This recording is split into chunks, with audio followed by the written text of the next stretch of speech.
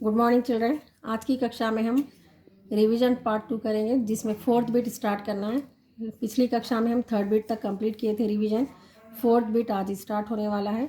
Fourth bit देखिए, आप निम्नलिखित प्रश्नों में से किन्हीं दो प्रश्नों के उत्तर दीजिए।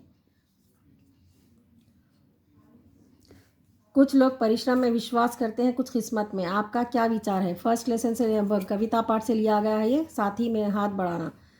तो इसमें क्या, कुछ लोग परिश्रम में विश्वास करते हैं, कुछ लोग किस्मत में, यानी परिश्रम करके सफलता पाने में विश्वास करते हैं, भरोसा करते हैं, और कुछ किस्मत पे छोड़ देते हैं, अरे भाग्य की बात है, हमारी बैड लक थे, इस तरह का। तो आपका क्या विचार है? आप अपने ओन वर्ड्स में भी आंसर दे सकते हैं। मेरे साथ यह उत्तर इसका मौखिक कीजिए। मेरा विचार है कि हमें परिश्रम में विश्वास रखना चाहिए। मेरा विचार है कि हमें परिश्रम में विश्वास रखना चाहिए, क्योंकि परिश्रम करना ही हमारा धर्म है। कुछ लोग परिश्रम ना करके भाग्य या किस्मत के भरोसे बैठ जाते हैं। अपनी प्रत्येक असफलता का भार किस्मत पर डाल देते हैं।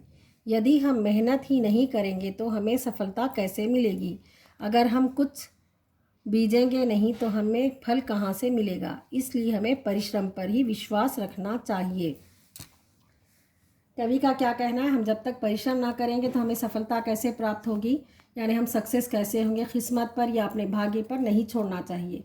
हम मेहनत करेंगे तो हमें सफलता मिलेगी ज़रूर। तो एग्जाम्पल यहाँ पे उदाहरण स्वरूप में कवि क्या कहते हैं, कुछ बीजेंगे नहीं तो हमें फल कैसे देंगे, यानी कुछ फलों के झाड़ लगाने के लिए हमें बीज बोना पड़ता है, तभी जाके पेड़ लगता है, पेड़ पर फल लगते हैं। तो उसी तरह हमें कविता में कवि इसका उदाहरण देते हैं, हमें बताएंगे बीजेंगे नहीं तो हमें फल कहाँ से मिलेगा। हमें परिश्रम पर ही विश्वास रखना चाहिए। इस कविता के कवि कौन है? साहिर लुधियानवी जी हैं। साथ ही हाथ बढ़ाना कविता से लिया गया। इसके कवि साहिर लुधियानवी जी हैं, और इसमें साथ मिलकर काम करने पर प्रेरणा दी गई और कठिन परिश्रम करके सफलता प्राप्त होती, इस तरह हमें बताया गया है। क्वेश्चन देखिए, कुछ लोग परिश्रम में विश्वास करते हैं, कुछ किस्मत में। आपका क्या विचार है? मेरा विचार है कि हमें परिश्रम में विश्वास रखना चाहिए, क्योंकि परिश्रम करना ही हमारा धर्म है। कुछ लोग परिश्रम ना करके भाग्य या किस्मत के भरोसे बैठ जाते हैं। अपनी प्रत्येक असफलता का भार किस्मत पर डाल देते हैं। यदि हम मेहनत ही नहीं करेंगे तो हमें सफलता कैसे मिलेगी? अगर हम कुछ बीजेंगे नहीं तो हमें फल कहाँ से मिलेगा? इसलिए हमें परिश्रम पर ही विश्वास रखना चाहिए। नेक्स्ट क्वेश्चन, जिन लोगों के पास आंखें हैं वे सचमुच बहुत कम देखते हैं। हेलन केलर को ऐसा क्यों लगता था? ये थर्ड लेसन का है, जो देखकर भी नहीं देखते। इस पाठ की लेखिका हेलन केलर है। तो उन्हें ऐसा क्यों लगा? हेलन केलर के मित्र जब जंगल की सैर करने के बाद कहती है कि उन्होंने जंगल में कोई ख़ास चीज़ नहीं देखी, तब उन्होंने दुख प्रकट किया। उनका मानना है कि नेत्रहीन होकर भी जंगल में स्पर्श के माध्यम से वे बहुत कुछ अनुभव कर लेती हैं और आनंदित होती हैं। तब जिनकी आंखें होती हैं वे कैसे कुछ अनुभव नहीं कर पाए। इसलिए वे कहती हैं कि जिनकी आंखें होती हैं वे सचमुच बहुत कम देखते हैं। क्या है इसमें अर्थ? हेलन केलर की मित्र जंगल की सैर करने के बाद क्या कहती है? जंगल में कोई ख़ास चीज़ नहीं देखी, तब उन्हें बहुत दुख होता है, बहुत अफसोस होता है। उनका मानना है कि क्या नेत्रहीन होकर भी, खुद हेलन केलर एक नेत्रहीन है जिन्हें दिखाई नहीं देता, जो देख नहीं सकते उन्हें नेत्रहीन कहते हैं। वो जंगल में जाकर स्पर्श के माध्यम से, स्पर्श के द्वारा यानी छूने के ज़रिए से ही वो बहुत कुछ अनुभव करती हैं, यानी बहुत कुछ महसूस करती हैं वो, और आनंदित होती हैं, यानी बहुत खुश हो जाती हैं। तो जब इनकी आंखें होती हैं तो वो कुछ अनुभव नहीं कर पाए। जिनके पास आंखें होती वो सचमुच बहुत कम देखते हैं। हेलन केलर का ऐसा कहना है। तो फिर एक बार मेरे साथ मौखिक कीजिए। हेलन केलर के मित्र जब जंगल की सैर करने के बाद कहती है कि उन्होंने जंगल में कोई ख़ास चीज़ नहीं देखी, तब उन्होंने दुख प्रकट किया। उनका मानना है कि नेत्रहीन होकर भी जंगल में स्पर्श के माध्यम से वे बहुत कुछ अनुभव कर लेती हैं और आनंदित होती हैं। तब जिनकी आंखें होती हैं वे कैसे कुछ अनुभव नहीं कर पाए। इसलिए वे कहती हैं कि जिनकी आंखें होती हैं वे सचमुच बहुत कम देखते हैं। नेक्स्ट क्वेश्चन, अक्षरों के महत्व की तरह ध्वनि के महत्व के बारे में आप क्या जानते हैं? अक्षरों का महत्व, फोर्थ लेसन है ये। इसमें अक्षरों के महत्व की तरह यानी लेटर्स का जो इम्पोर्टेंस है हमारी लाइफ में, उसी तरह ध्वनि यानी आवाज़, साउंड जो हम बोलते हैं मौखिक, उसमें आप क्या जानते हैं। अक्षरों की सहायता से हम अपने मन के भावों को प्रकट कर सकते हैं। अक्षरों की सहायता से यानी अपने मन में जो भाव है, हमारी इमोशंस है, हमारी फीलिंग्स है, जो भी हम प्रकट करना यानी बताना, जाहिर करना, तो हम लिख कर बता सकते हैं। उसी तरह हमारे सुख दुख की इच्छा को प्रकट कर सकते हैं। हमारी जो सुख है, हमारी दुख है, जो भी इच्छा है, हम उसे बता सकते हैं। किसके द्वारा बता सकते हैं? अक्षरों की सहायता से, यानी लिखकर हम ये सारी चीज़ें बता सकते हैं, यानी प्रकट कर सकते हैं। हमारे सुख दुख की इच्छा आदि भावों को अक्षर रूप में प्रकट कर सकते हैं। जिस प्रकार अक्षर का प्रभाव होता है, उसी प्रकार ध्वनि का भी होता है, यानी हम मौखिक होता है। ध्वनि की सहायता से हम मृदु वाणी से अपना भाव प्रकट कर सकते हैं। मृदु यानी मीठी आवाज़ में, मीठी वाणी में, वाणी यानी आवाज़, ध्वनि का अर्थ भी यहाँ पर आवाज़ है।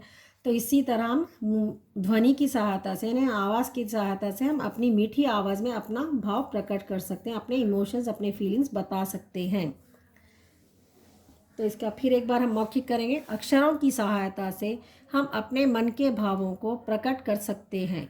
हमारे सुख दुख की इच्छा को प्रकट कर सकते हैं। हमारे सुख दुख की इच्छा आदि भावों को अक्षर रूप में प्रकट कर सकते हैं। जिस प्रकार अक्षर का प्रभाव होता है, उसी प्रकार ध्वनि का भी। ध्वनि की सहायता से हम मृदु वाणी से अपना भाव प्रकट कर सकते हैं। प्रभाव यानी इफेक्ट होना, सामने वाले को महसूस होना, उस पर इफेक्ट होना। तो हम बोलने से और लिखने से दोनों का भी हमारी लाइफ में बहुत इंपॉर्टेंस है, जीवन में हमारे बहुत महत्व है। इसीलिए अक्षरों की सहायता यानी लिख कर भी बता सकते हैं, बोल कर भी हम अपने भावों को, अपने फीलिंग्स को बता सकते हैं। आशा स्पष्ट करो, हाथ पकड़ फिरूं सदा हमारे, साथ नहीं फिरती दिन रात। ये कौन सा लेसन है? मैं सबसे छोटी हूँ में है ये, उसी से रिलेटेड है क्वेश्चन ये। बाल्यवस्था में यानी चाइल्डहुड में, बचपन में माँ हमेशा अपने बच्चों की छाया बनकर रहती है, यानी उनके शैडो की तरह उनके साथ रहती है। उनकी हर आवश्यकता पूरी करती है, यानी उनकी हर ज़रूरत को पूरी करती है। दिन रात देखभाल में व्यस्त रहती है, यानी दिन रात देखभाल में व्यस्त रहना यानी बहुत बिजी रहती है वे। वही बच्चे जब बड़े हो जाते हैं तो माँ उनके साथ पहले की तरह दिन रात साथ नहीं रहती, हाथ पकड़कर नहीं घूमती। माँ का स्नेह तो वही रहता है। जब बच्चे बड़े हो जाते हैं तो जाते की तरह हाथ नहीं पकड़ती, दिन भर साथ नहीं रहती, लेकिन उसका स्नेह, उसका प्यार जो है वो वही रहता है। किंतु बड़े हो जाने पर माँ के स्नेह में हम बच्चे अंतर महसूस करते हैं। बच्चे जब जैसे ही बड़े हो जाते हैं, माँ के स्नेह में अंतर यानी डिफरेंस महसूस करते हैं। इसलिए बच्चा बना रहना ही उपयुक्त मानते हैं। इसीलिए बच्चे बने रहना ही, बड़े ना होना ही उपयुक्त मानते हैं, सही मानते हैं। तो फिर से एक बार आप मेरे साथ मौखिक कीजिए। बाल्यवस्था में माँ हमेशा अपने बच्चों की छाया बनकर रहती है, उनकी हर आवश्यकता पूरी करती है, दिन रात देखभाल में व्यस्त रहती है। वही बच्चे जब बड़े हो जाते हैं तो माँ उनके साथ पहले की तरह दिन रात साथ नहीं रहती, हाथ पकड़कर नहीं घूमती। माँ का स्नेह तो वही रहता है, किंतु बड़े हो जाने पर माँ के स्नेह में हम बच्चे अंतर महसूस करते हैं। इसलिए बच्चा बना रहना ही उपयुक्त मानते हैं। नेक्स्ट क्वेश्चन, अपने बचपन के बारे में लिखिए। ये तो आप अपने ओन वर्ड्स में भी इसका आंसर दे सकते हैं। अपने बचपन के बारे में आपकी कोई ऐसी घटना जो इंसिडेंट है उसे बता सकते हैं, लेकिन फिर भी मैं आपको यहाँ पे आंसर दे दी हूँ, आप मेरे साथ मौखिक कीजिए। बचपन में बच्चों का जीवन बहुत प्यारा होता है। बड़ों का लाड़ प्यार, साथियों के साथ हंसी ठिठोली, रूठना मनाना सब बहुत अच्छा लगता था। नई नई चीज़ों के बारे में कई सवाल पूछना, पशु पक्षियों को पहचानना, अक्षरों की पहचान, तरह तरह के पकवान, चॉकलेट, टॉफ़ियाँ, खेल कूद और मनचाही पुस्तक पढ़ना, बहाने बनाना, बचपन का सब कुछ याद आता है। बड़ों का आदर करना, भली बुरी बातें बड़ों के द्वारा समझाना, नानी दादी से कहानियाँ सुनना, भाई बहनों से खेलना लड़ना आदि अच्छा लगता है। फिर से एक बार मेरे साथ मौखिक कीजिए। बचपन में बच्चों का जीवन बहुत प्यारा होता है। बड़ों का लाड़ प्यार, साथियों के साथ हंसी ठिठोली, रूठना मनाना सब बहुत अच्छा लगता था। नई नई चीज़ों के बारे में कई सवाल पूछना, पशु पक्षियों को पहचानना, अक्षरों की पहचान, तरह तरह के पकवान, चॉकलेट, टॉफ़ियाँ, खेल कूद और मनचाही पुस्तक पढ़ना, बहाने बनाना, बचपन का सब कुछ याद आता है। बड़ों का आदर करना, भली बुरी बातें बड़ों द्वारा समझाना, नानी दादी से कहानियाँ सुनना, भाई बहनों से खेलना लड़ना आदि अच्छा लगता है। नेक्स्ट क्वेश्चन, चने के बारे में लेखिका ने क्या कहा। ये लेसन सेकेंड लेसन से लिया गया। बचपन में दादी माँ अपने बचपन के बारे में बच्चों से जो कहती है, उसकी लेखिका का नाम क्या है, कृष्णा सोपती जी हैं। लेखिका को जोर गरम चने और अनारदाने का चूर्ण खाना बहुत पसंद था। पुराने कागज़ों से बनाई हुई पुड़िया नीचे से तिरछी लपेटते हुए ऊपर से इतनी चौड़ी है कि चने आसानी से हथेली पर पहुंच जाते हैं। चना जोर गरम बाबू मलाया मज़ेदार, चना जोर गरम फिल्म का गाना बच्चों को भी आता था। कृष्णा सोपती जी को बचपन में गरम गरम चने मज़ेदार चने खाने का बहुत शौक़ था। चूर्ण खाना पसंद था और पुराने कागज़ों से बनाई हुई पुड़िया यानी पेपर में लपेट कर जो बनाते थे वो बहुत अच्छा दिखता था। और ये चना जोर गरम बोलकर एक फिल्म भी आई थी, उसमें ये गाना था, तो ये गाना बच्चों को भी आता था। फिर से एक बार मेरे साथ मौखिक कीजिए आप लोग। लेखिका को जोर गरम चने और अनारदाने का चूर्ण खाना पसंद था। पुराने कागज़ों से बनाई हुई पुड़िया नीचे से तिरछी लपेटते हुए ऊपर से इतनी चौड़ी है कि चने आसानी से हथेली पर पहुंच जाते हैं। चना जोर गरम बाबू मलाया मज़ेदार, चना जोर गरम फिल्म का गाना बच्चों को भी आता था। नेक्स्ट बिट फिफ्थ बिट है, जिसमें जनरल क्वेश्चन है। निम्नलिखित प्रश्नों में से किसी एक प्रश्न का उत्तर दीजिए, जिसमें पत्र लेखन यानी लेटर राइटिंग है। बीमारी के कारण अवकाश हेतु प्रधान अध्यापक जी को प्रार्थना पत्र लिखिए। अवकाश हेतु यानी लीव के लिए अपने प्रधान अध्यापक यानी अपने प्रिंसिपल को लेटर लिखना है। यहाँ पर देखिए आप, स्थान यानी प्लेस है, ये दिनांक मीन्स डेट है। यहाँ पे थोड़ा सा स्पेस छोड़ना नहीं है आपको, डायरेक्ट यहाँ से साइड से मार्जिन से स्टार्ट करिए। सेवा में श्रीमती प्रधान अध्यापिका ji, SFS mass of time. यहाँ पे क्वेश्चन मार्क्स यानी पंक्चुएशन मार्क्स मस्ट है, कॉमा फुल स्टॉप ये कंपलसरी है, इसके बिना मार्क्स माइनस हो जाएंगे आपके। तो पंक्चुएशन मार्क्स अच्छे से देखिए आप। यहाँ पे देखिए, श्रीमती जी, निवेदन है कि मुझे कल रात को अकस्मात ज्वर हो गया था जो अभी तक उतरा नहीं। डॉक्टर ने मुझे पूर्ण विश्राम करने की सलाह दी है। इस कारण मैं आजकल 2 दिन स्कूल में उपस्थित नहीं हो सकती या हो सकता, अतः कृपा करके मुझे 2 दिन का अवकाश देकर कृतार्थ करें। धन्यवाद सहित। थैंकिंग यू, थैंकफुल जो है यहाँ पर आपकी आज्ञा की कारी। यूअर्स फेथफुल्ली यहाँ पे लिखिए। शिष्य यानी स्टूडेंट, यहाँ पे आपका नाम लिख सकते हैं। निवेदन है क्या नहीं, रिक्वेस्टिंग मैनर में। अकस्मात 2 दिन से ज्वर हो गया, ने फीवर हो गया था, अभी तक उतरा नहीं। डॉक्टर ने मुझे पूर्ण विश्राम यानी कंप्लीट रेस्ट करने को कहा है, सलाह दी है। इस कारण मैं आज और कल 2 दिन स्कूल में उपस्थित नहीं हो सकता यानी नहीं रहूँगा, स्कूल नहीं आ सकूँगा। अतः कृपा करके, अतः मेहरबानी करके मुझे 2 दिन का अवकाश यानी छुट्टी प्रदान कीजिए। तो ये लेटर का देखिए पैटर्न, पत्र कैसा लिखा जाता है, पंक्चुएशन मार्क्स, डेट्स, प्लेस, ये सारी चीज़ें अच्छे से कीजिए। यहाँ पे आपका अपना नाम लिख सकते हैं, योर्स फेथफुल्ली स्टूडेंट बोल के डाल के आपका नाम लिखिए। आज्ञाकारी, आपका आज्ञाकारी शिष्य यानी स्टूडेंट को कहते हैं, शिष्य या छात्र कुछ भी लिख सकते हैं आप। फिर से एक बार देखिए आप, स्थान मीन्स हैदराबाद, दिनांक यानी डेट यहाँ पर दीजिए आप, जो भी दिन एग्ज़ाम लिख रहे हैं उसमें डेट डालिए। सेवा में श्रीमती प्रधान अध्यापिका ji, SFS mass of time. Shrimati ji, निवेदन है कि मुझे कल रात को अकस्मात ज्वर हो गया था जो अभी तक उतरा नहीं। डॉक्टर ने मुझे पूर्ण विश्राम करने की सलाह दी। इस कारण मैं आजकल 2 दिन स्कूल में उपस्थित नहीं हो सकता, अतः कृपा करके मुझे 2 दिन का अवकाश देकर कृतार्थ करें। धन्यवाद सहित आपकी आज्ञाकारी शिष्य। नेक्स्ट क्वेश्चन, हेलन केलर का परिचय देते हुए उनके बारे में लिखिए।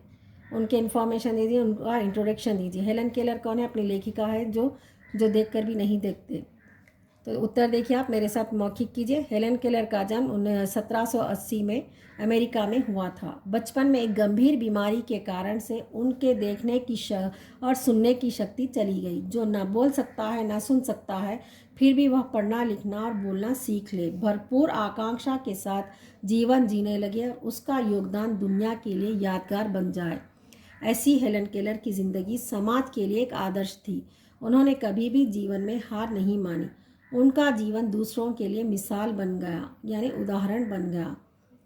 तो हेलन केलर का जन्म 1770 अमेरिका में हुआ था। बचपन में वे एक गंभीर बीमारी यानी बहुत ही सीवियर डिजीज होने के कारण उनको देखने की और सुनने की शक्ति चली गई थी। वो सुन भी नहीं सकती थी, देख भी नहीं सकती थी और बोल भी नहीं सकती थी।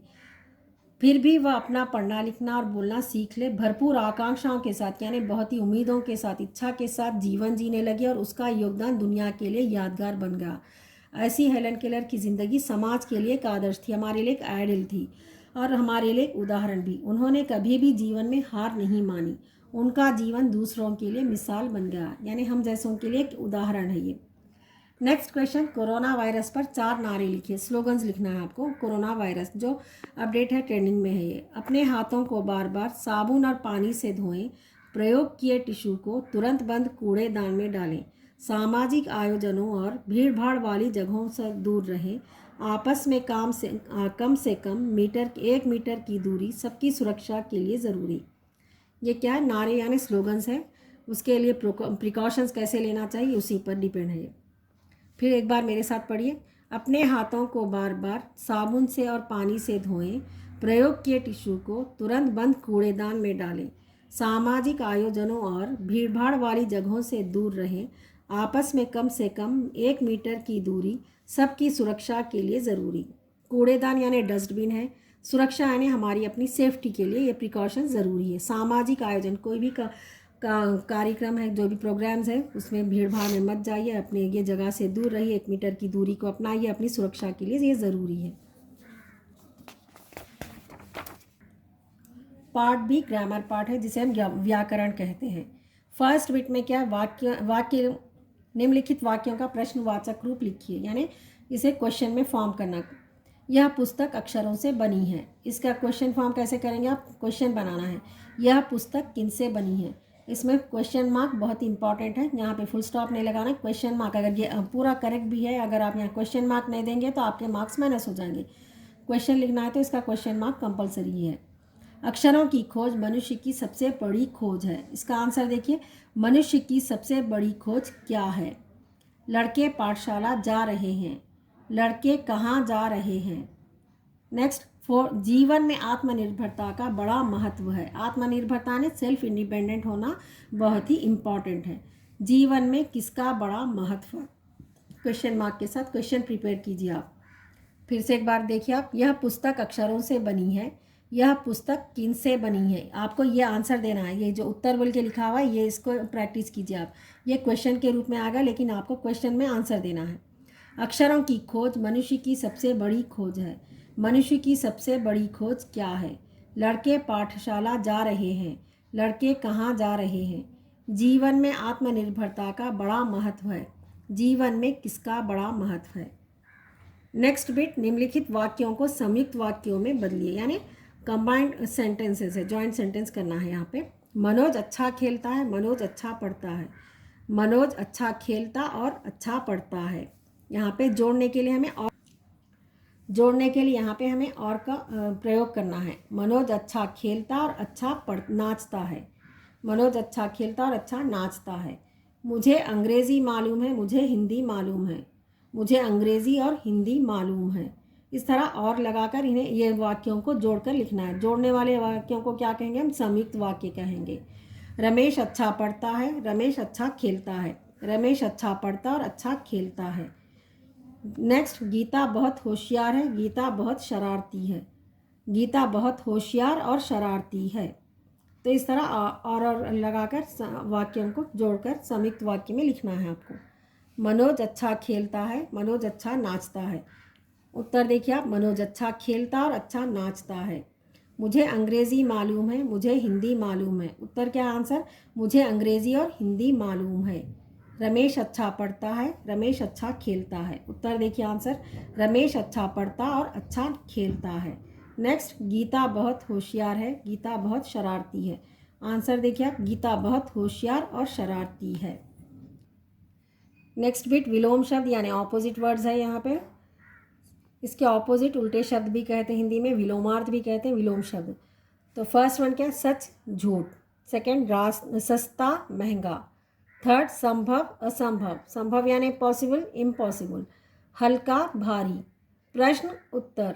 सुंदर कुरूप। सुंदर ब्यूटीफुल है। कुरूप यानी अगली बदसूरत।